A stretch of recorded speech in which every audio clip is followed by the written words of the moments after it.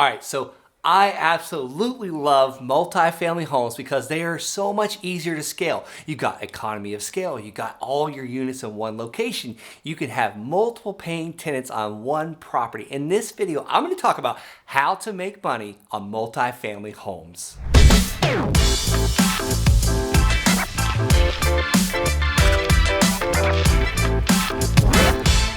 All right, so first I'm going to tell you about the different strategies. Then I'm going to tell you how to accelerate those strategies. And then by the end of this, you're going to have your MBA, your Multifamily Baller Academy. All right, so making money on multifamily homes, it's about value add. It's one way to add value from one person to another. That's it. Keep it that simple. The first one we're talking about is wholesaling multifamily homes. You know, I always hear the fastest, easiest way to get started in real estate is wholesaling. It doesn't take any money, any time, any credit.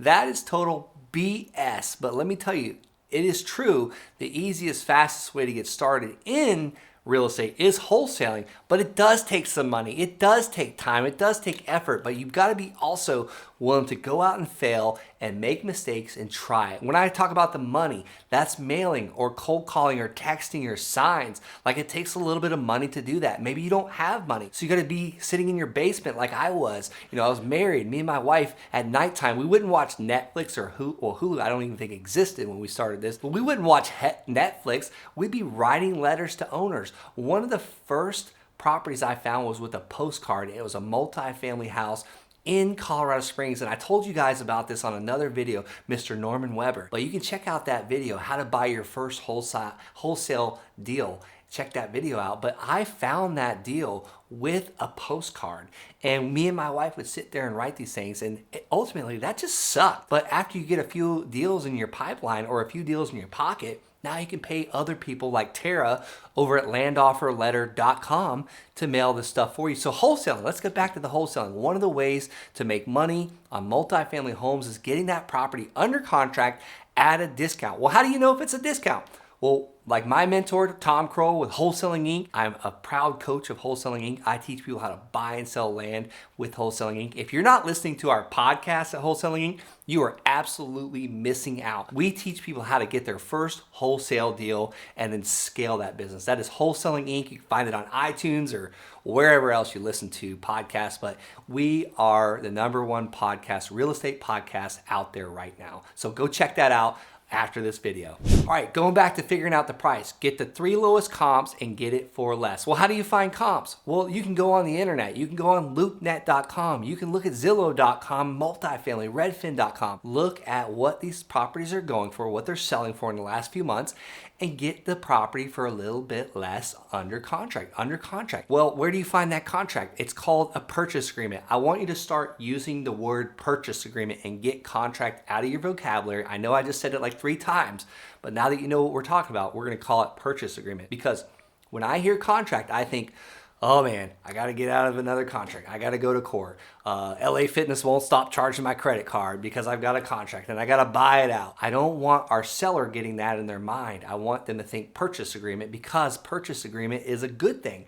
We're agreeing to purchase something, right? So I'm going to give you the exact purchase agreement that I've used to buy tens of millions of dollars worth of real estate, and that is by going to thelandsharks.com/contract. And you're probably like, Brent, you told me not to say contract. Well, contract's shorter than purchase agreement, so I had to use it on that URL. So that's my purchase agreement that I use to get properties under contract, and that purchase agreement is assignable. So I can sell that assignment, or I can sell that purchase agreement via assignable contract to a cash buyer. So I got this multifamily property under contract that's worth at $200,000. But I got it under contract for $165,000. I got this thing under contract at a discount, and I'm going to sell this contract to a multifamily home buyer at a cash price of $175,000. That's a $10,000 difference, right? Well, I keep that $10,000. That is the #1 way to make money really quickly in multifamily homes. Let's talk about the next way.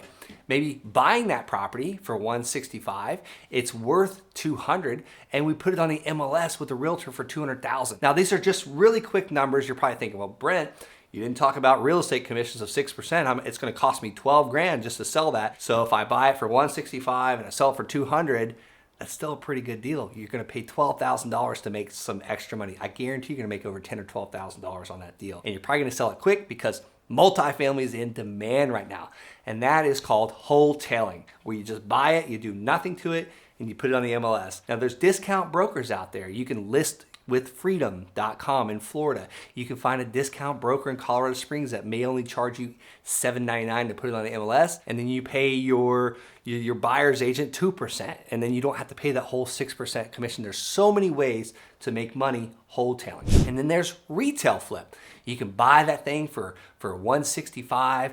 You can put $100,000 into it. Now you got it for $265, but you just added $100,000 worth of value and you sell it for $365. That's another way. It's the retail flip. And then the final way I'm going to talk about today is the BRRR method. BRRR, I mean, it's just a simple word for buying it, renovating it, renting it out, and then refinancing it after you have your tenants in place. We're currently doing the BRRR method on a 19-unit apartment complex right now. But what's cool is the bank allowed us to refinance it before we even got our first tenant. So we were buy, renovate a little, then we refinance, and now we're still renovating, and then we're gonna rent it out and start having that those tenants pay our mortgage every single month. And what's really cool is this thing's going up in appreciation. Like the value is absolutely going up because we're in an enterprise zone. We're getting tax benefits from it by operating in an enterprise zone. The county and the city, and talk to your CPA about this, but they give you lots of tax incentives to buy multifamily in an enterprise or an opportunity zone. Some people actually make a fortune just mailing opportunity zones and enterprise zones. So we got appreciation. We also have depreciation or cost segregation, where we ultimately pay no taxes because we're able to write it off with the bonus depreciation that our government gives us. They give it to us in the IRS tax codes. We always say, well, why does Donald Trump's assistant pay less taxes than he does? Well, because Donald Trump owns buildings and he gets to depreciate everything. When he renovates, when he puts in new carpet, he gets to depreciate the building for many, many years. And that depreciation sounds like a bad word. Like we always know, oh, our car is going to depreciate. The second we drive it off the lot, it's worth $3,000 less. Well, that's not how real estate works. We get to depreciate it and pay less money in taxes. And then finally, I want to talk about mortgage paydown.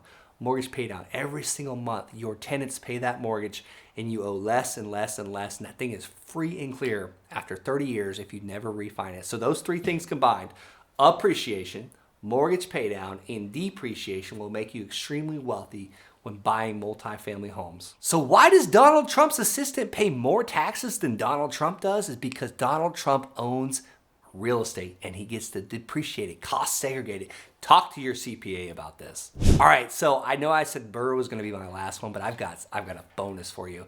This is ninja tricks right here. But before I do that, I want you to smash that big red button that says subscribe and make sure you got the notifications turned to all, because that shows Google and YouTube that I'm someone to listen to. And guys, I'm out here pumping these out 5 days a week. This is like a full-time job coming and filming these. So I hope you're appreciating. And also, if you want to give me a little bit more of a tip, hit that like button and I'll just soar in those YouTube algorithms. Thank you so much for doing that. All right, as promised, my ninja tip.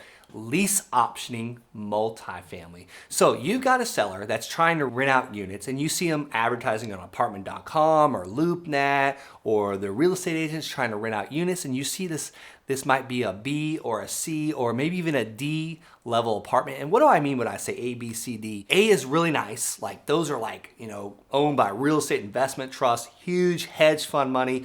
B, not as nice. C, probably owned by like the small mom and pop shop, like they're managing it from another state. And then D, that's like, you better go in there with a gun, because like that's like scary. But if you see one of these apartment owners trying to lease out units, you can always contact them. Maybe look up the owner using Been Verified, or you can use batchleads.io/TLS. That's the land sharks. They're gonna give you some skip traces. All you're doing is skip tracing the owner. You wanna look them up by their actual name and their mailing address, and you can find the owners and you can reach out to them saying, hey, would you be interested in doing a seller finance or maybe a lease with the option to buy the entire apartment complex? You will be surprised at how many of these tired landlords managing these things from another state will be willing to let you take over the entire lease, and you can lease them all out. It might be a couple year play to where you lease it for 1 year and then you have the option to buy. You can do this on, if someone's got multiple properties, like one triplex, one fourplex, one duplex, you could do it one at a time. I know the 19-unit apartment complex that I'm buying, it's actually one triplex, two fourplexes, and then an eightplex, and I think those numbers add up. But I'm just really bad at math sometimes. But it's two fourplexes, one triplex, and one eightplex. We could have bought those.